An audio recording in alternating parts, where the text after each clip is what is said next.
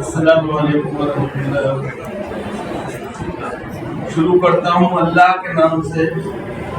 جو رب العالمین ہے، رحمان الرحیم ہے، مالک یوم الدین ہے، ہم جس کی عبادت کرتے ہیں اور جس سے مدد چاہتے ہیں۔ درود و سلام اس کے نبی برحق سید المرسلین، خاتم النبیین، شفیع المذنبین، رحمت للعالمین، محمد خضرا کے مکین جناب احمد مصطفیٰ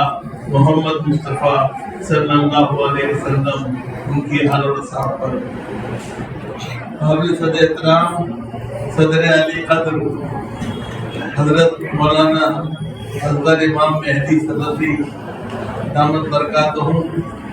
اسٹیج پر تشریف فرما کرنے والے حضرات، بزرگوں اور دوستوں، میں مبارکباد دیتا ہوں انجمن مرکزی جماعت اہل حدیث کے ذمہ داروں کو کہ انہوں نے مجھے یہ سعادت بخشی کہ میں آج کی یہاں حاضر ہوں اور آپ کے ساتھ اس مبارک محفل میں شامل ہوں۔ طیبو آپ نے بار بار سنا، ایک بات کا اظہاریہ کیا گیا کہ اللہ رب العزت نے خود فرمایا ہے سورہ حشر کے اندر آخری آیات میں کہ اگر قرآن کو پہاڑ کو اتار دیا جاتا تو اس کے خوف سے وہ ذرہ ذرہ ہو جاتا۔ لیکن یہ کیسی دلچسپ بات ہے کہ پورے قرآن کریم آج آپ کے سینوں میں محفوظ ہے اور ہم سب اس سے استفادہ کر سکتے ہیں۔ یہ سب سے بڑی بات ہے۔ دوسری بات جو ہے وہ قرآن کریم کی جو سمجھنے والی ہے وہ یہ ہے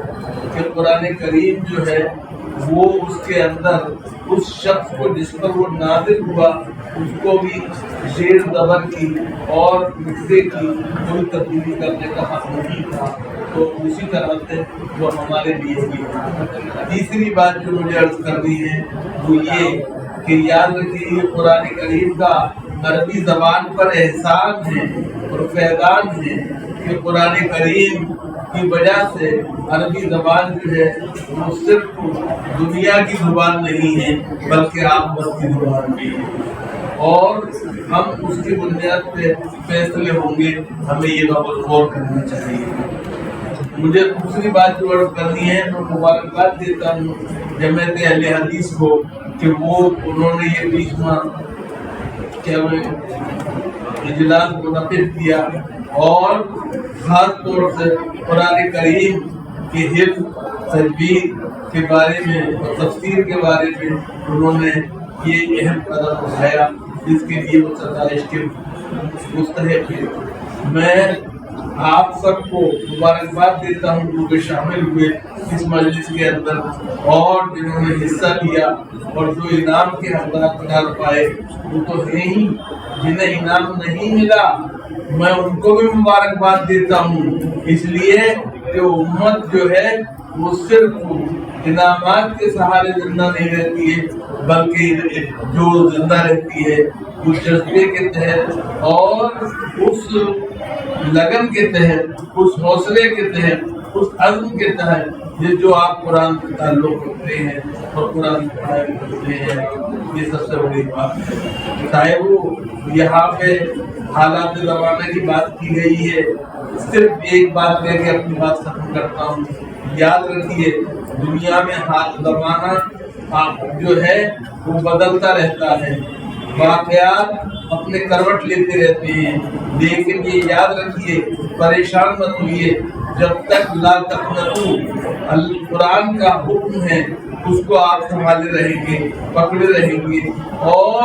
اس پر عمل کرتے رہیں گے، انشاءاللہ کچھ نہیں ہونے والا ہے۔ اس بات کو سمجھ لیجیے۔ بہت بہت شکریہ۔ میں ایک دفعہ پھر جماعت اہل حدیث کے ذمہ داروں کو مبارکباد دیتا ہوں اور خاص طور سے اس توسع کے لیے اور اس رکھ رکھاؤ کے لیے، اس راسخ العقیدگی کے لیے آپ کے امیر محترم کو مبارکباد دیتا ہوں اور دوسرے رفقاؤں کو بھی مبارکباد دیتا ہوں جنہوں نے پچھلے 20 سال سے یہ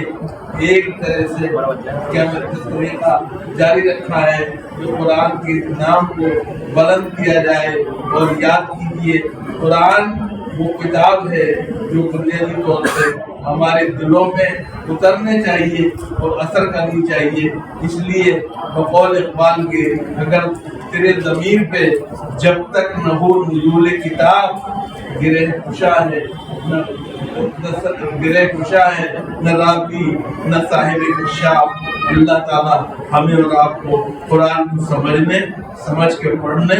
اور دوسروں تک پہنچانے کی توفیق عطا فرمائے. وآخر دعوانا ان الحمد للہ رب العالمین.